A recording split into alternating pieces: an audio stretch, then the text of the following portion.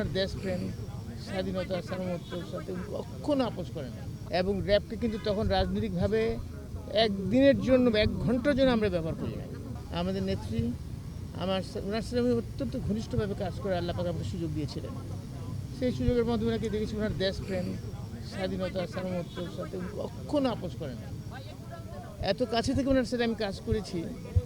তারপর দেশের জনগণের জানমালের নিরাপত্তার ক্ষেত্রে উনি আপোষহীন ছিলেন।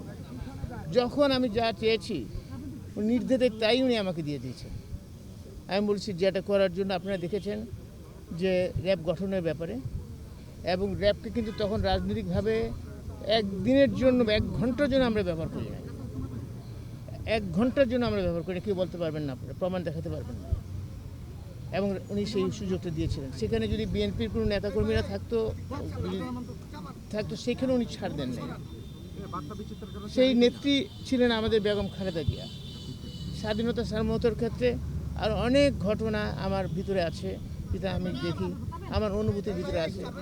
সেই দেশপ্রেম আমি আর কারোর মধ্যে আমি এখন পর্যন্ত পাই নাই।